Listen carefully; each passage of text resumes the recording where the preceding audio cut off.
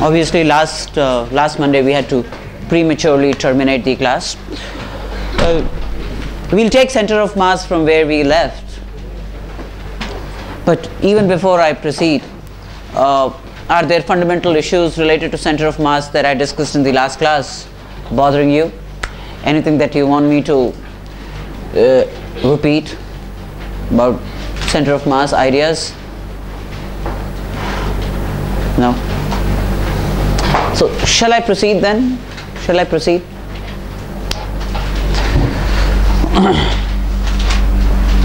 Now,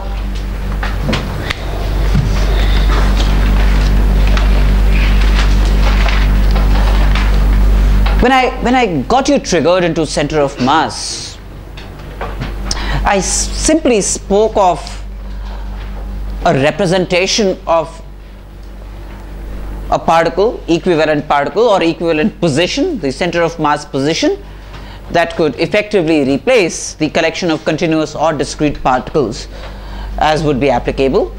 And I defined that position RCM as M1R1 plus M2R2 plus MnRn by M1 plus M2 plus Mn, right? Why on earth did I at all do that? I mean, never really presented a rationale for having selected that as the center of, that as the effective or the equivalent particle or that position which could be used effectively for a point position for the sake of applying Newton's second law. I'm going to give you semblance of reason as to why that position was regarded as the equivalent position. And before I do that, let me tell you Newton's generalized second law. Generalized second law. Now what this generalized second law tells us is, if there is a collection of particles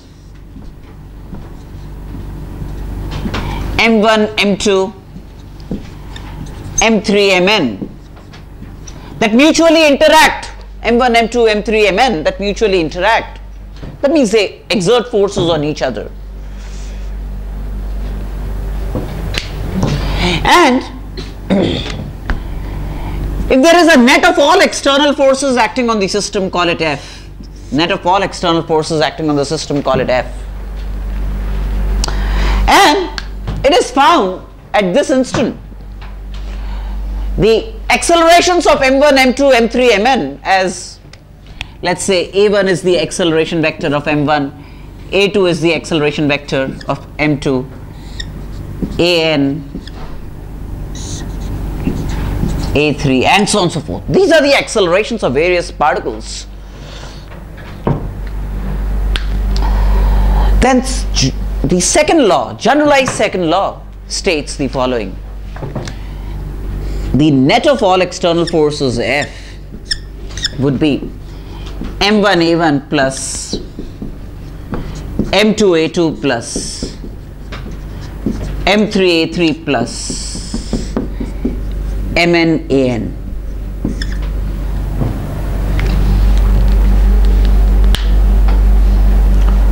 That's generalized second law.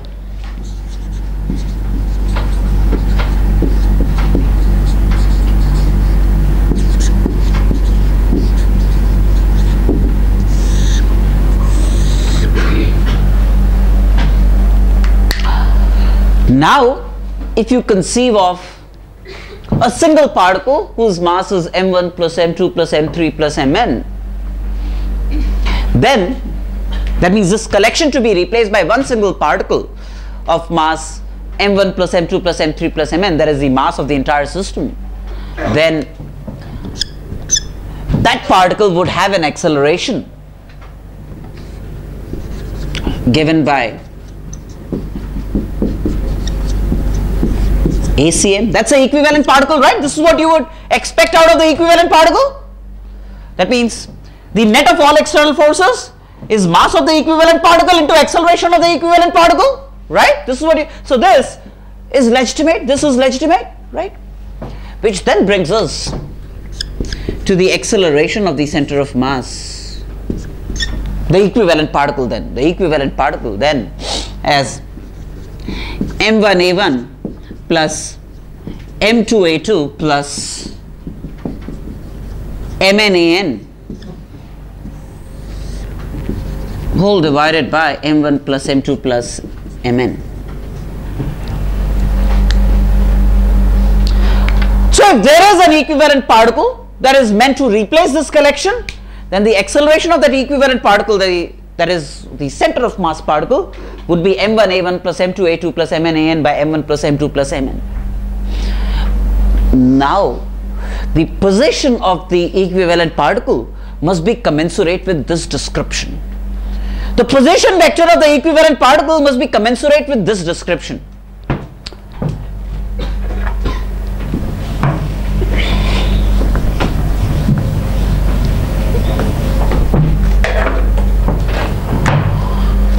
Very clearly then,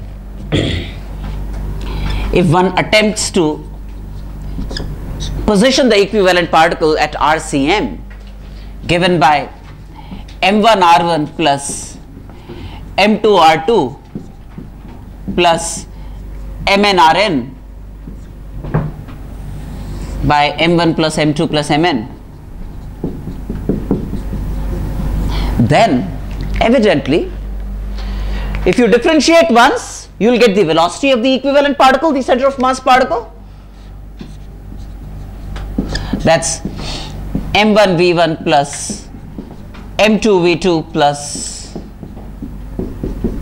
mnvn divided by m1 plus m2 plus mn. And if you differentiate a second time, you get the acceleration of the equivalent particle ACM. That will be m1a1 plus m2a2 plus mnan by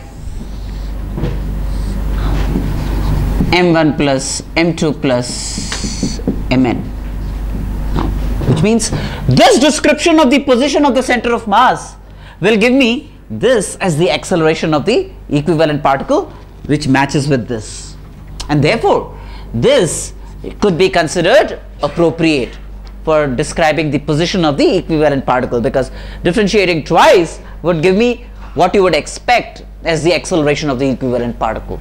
So do you realize that that's really the reason why the center of mass is defined thus, so that it could give me this as the acceleration. The objective is to get this. Defining the center of mass this way will give me this as the acceleration. Right? Are you comfortable with this notion now?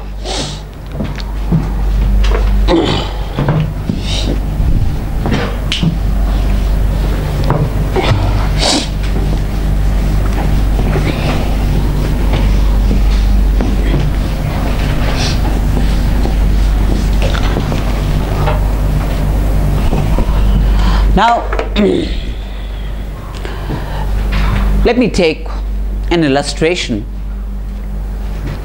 I told you in my last class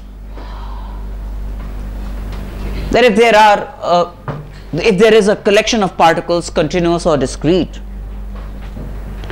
and if the only force acting upon them is the mutual force of interaction, and if the net of all external forces is 0, then the velocity of the center of mass must remain constant.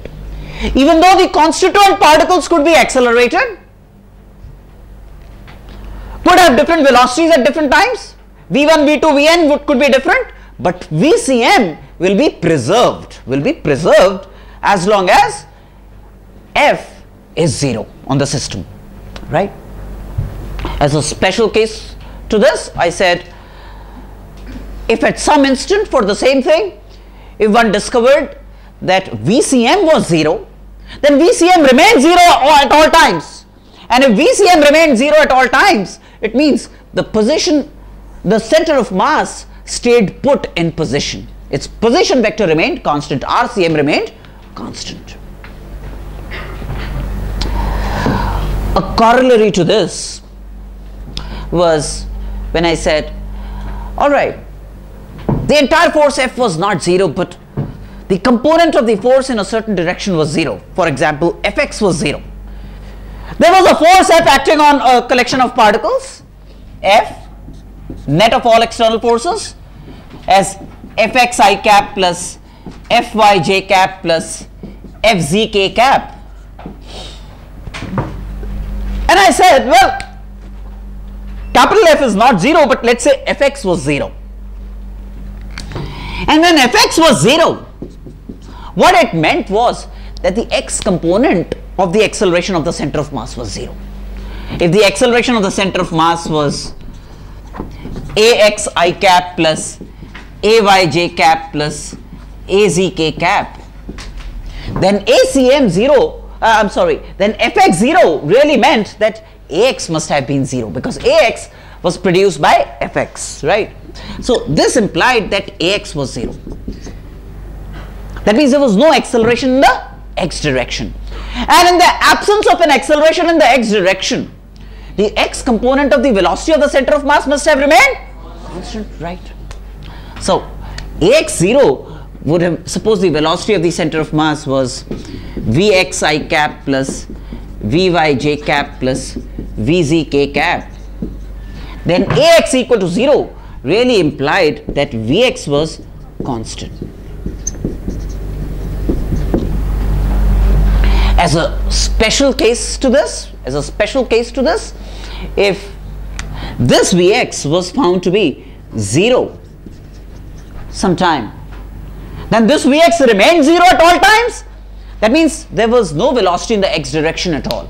And if there was no velocity in the x direction, there couldn't have been displacement in the x direction.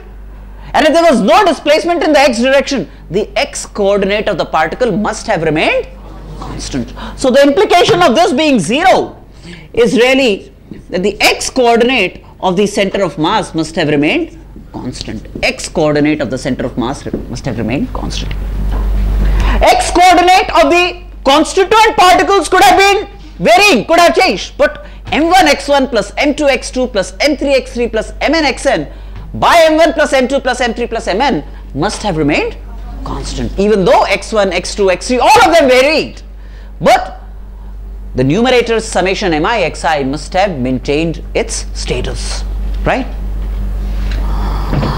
Now, this is a useful notion and finds good applications.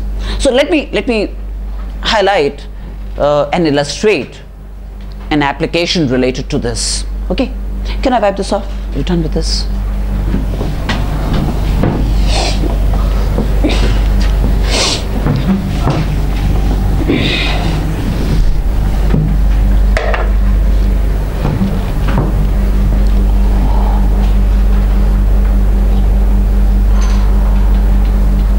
Suppose let's say this is the shore of a river, and there is a raft.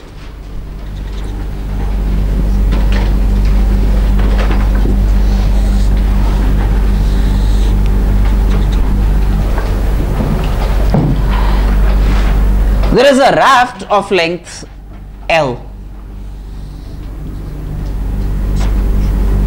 Raft of length L and mass m.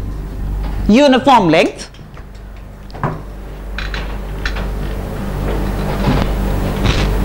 Thank you so much.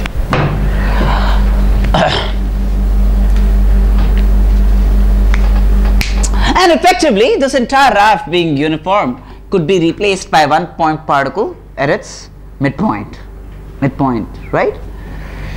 And when we have to do calculations related to the raft, then this raft I can replace by a point particle at its midpoint wherever required. Let's say then there is a man here of mass small m at one end of the raft, let's say, at one end of the raft.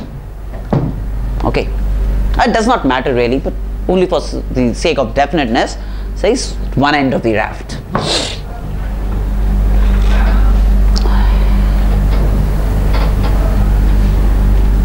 The raft can float in water, on water, the raft can float on water without friction. Let's assume that the raft is capable of floating on water without experiencing frictional force from water.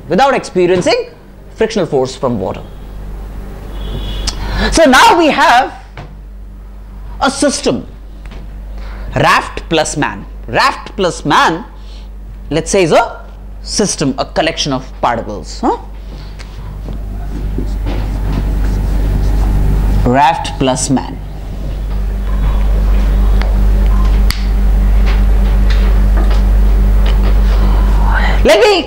Let me call this point of the shore as the origin.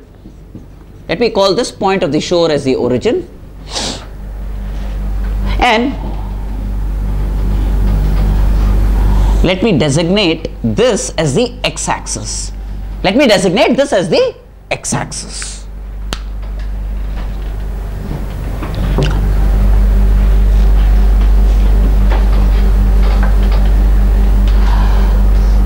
Now in this state,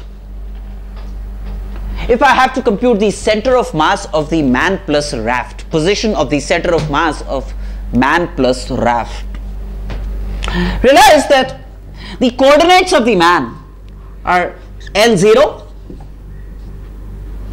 right? L0, this length is L0. The boat has coordinates L by 2, 0. I mean, you can replace the boat or the raft by a point mass capital M at its midpoint, L by 2, 0, right? So this is like a capital M.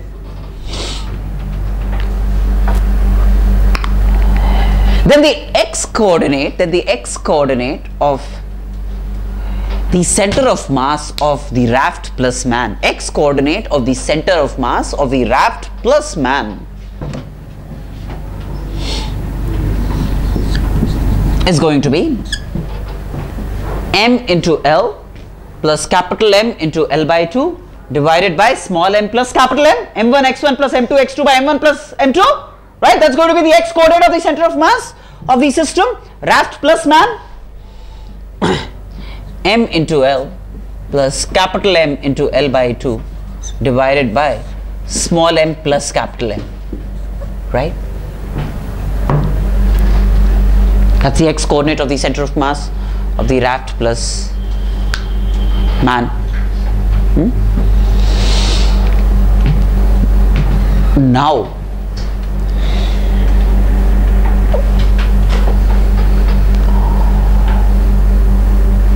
if the man attempts to move in this direction on the raft,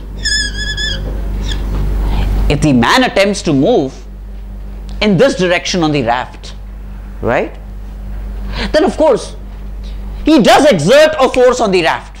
He can walk on the raft because of friction, so he exerts frictional force on the raft. The raft exerts an equal and opposite frictional force on the man, but they cancel off in pairs for the system raft plus man. If that's my system, then the two forces, one that the raft exerts on man and the force that the man exerts on the raft in the horizontal direction so that the man could walk on the raft, those forces cancel off in pairs, right?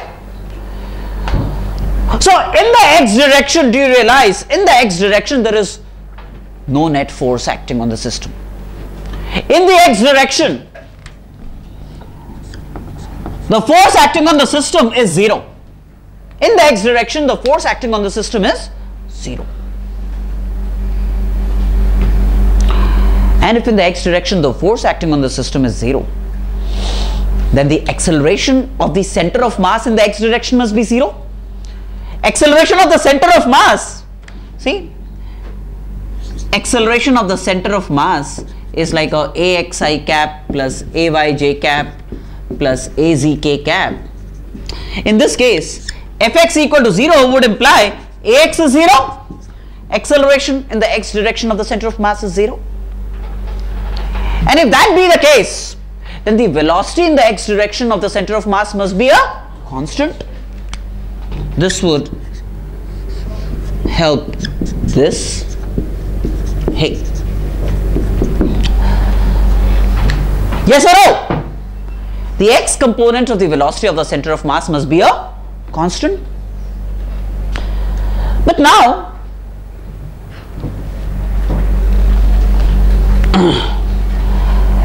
initially the man was at rest on the raft. Initially the man was at rest on the raft, and the raft was also at rest, not on the man. That means the velocity of the man was 0 initially, the velocity of the raft was 0 initially at some instant. There was an instant when the velocity of the raft and the man before he started to walk on the raft was 0. And if the velocity of both the man and the raft was 0, the velocity of the center of mass was 0.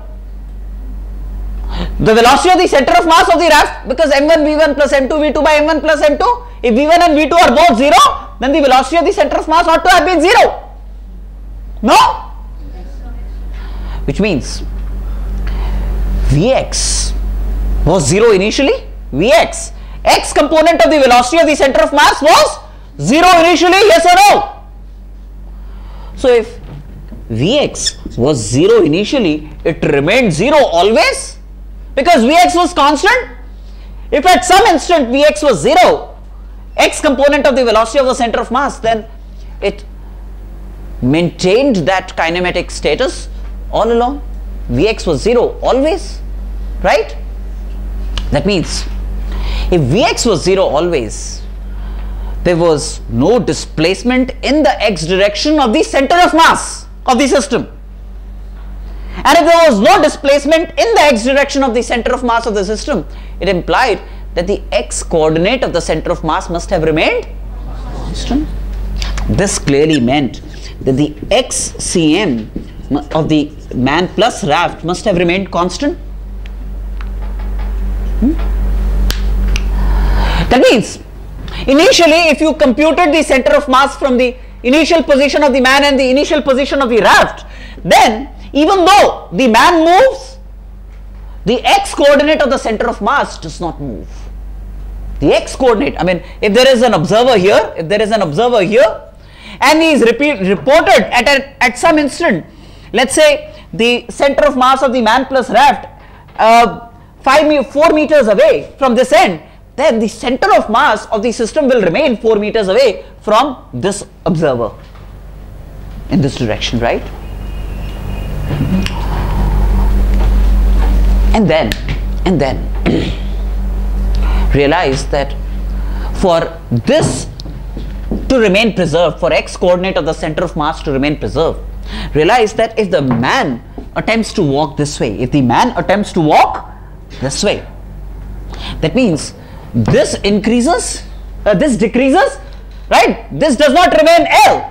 This becomes less than L, let's say. Right? This point, this becomes less than L. And if this becomes less than L, then this has to become greater than L by 2, so that this number remains the same. This number remains the same. Do you realize what I'm saying? If the x coordinate of the man decreases, if this number becomes less than L, then this number has to become greater than L by 2, so that this sum remains constant, right? That means one thing for sure, if the man wants to move in this direction, then the raft would have to move in this direction, so that the center of mass, x coordinate of the center of mass of the raft plus man remains preserved, right? So any attempt by the man to walk in this direction will result in movement of the raft in the opposite direction to maintain constancy of xcm. No confusion on this, right? Now let's do some real calculations on this. Let's say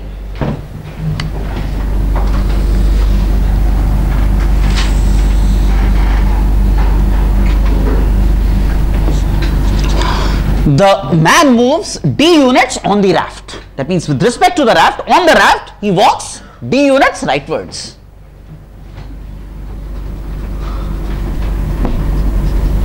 D units rightwards. Let's say the man walks d units rightwards. Okay. And the raft moves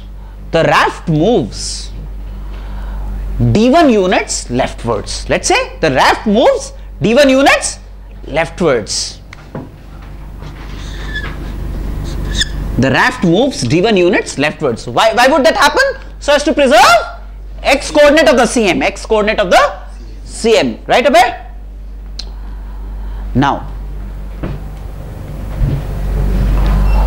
so then in the new state, when the man has walked d units upon the raft with respect to the raft, and the raft has retreated d1 units leftwards, the final x coordinate of the man, final x coordinate of the man, the x coordinate of the man would have to be measured from the same point O, from the same point O. See, it was originally L, it decreased by d units, L minus d, but it increased by d1 units, because then the raft also moved, right?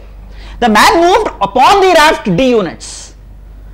The man moved d units upon the raft, but the raft retreated d1 units in the opposite direction. So then suppose the raft did not move at all. Then the man would arrive at this position and the coordinates of the man would be L minus d. But now the raft moves in this direction, that means the man also retreats d1 units to the left. So the final coordinate, x coordinate of the man would be L minus d plus d1, right? L minus d plus d1 would be the final x coordinate of the man. I don't have a problem if I have to repeat this, if there is any soul perturbed by this thought. No? Huh? So the final x coordinate of the man, small m, is like L minus d. If the raft did not move, but the raft had to respond, so it responded d1 units in the opposite direction, leading to the final x coordinate of the raft being of the man being L minus d plus d1, right? And plus capital M. The raft has moved d1 units rightwards. Initially the raft was having its x coordinate L by 2, but now if it has moved d1 units leftwards, its final x coordinate would be L by 2 plus d1, right? So final x coordinate of the raft would be L by 2 plus d1, right? So then this divided by small m plus capital M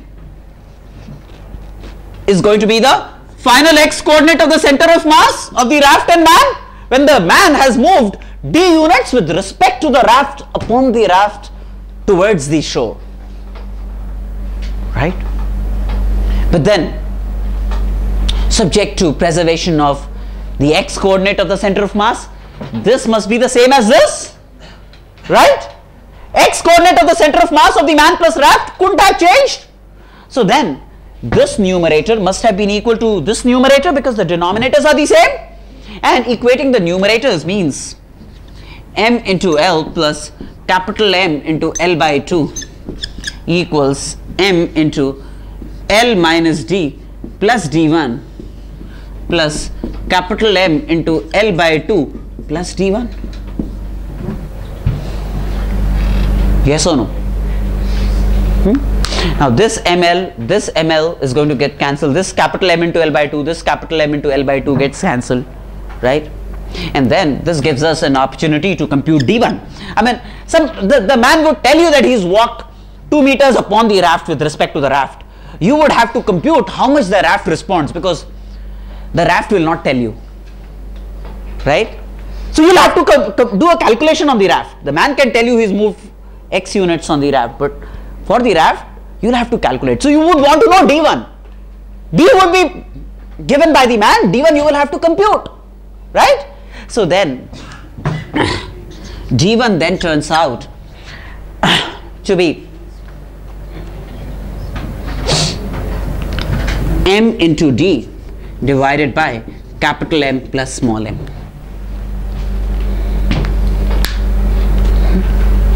Yes or no? Did you understand the computations involved and why these calculations were made? All of you understand everything that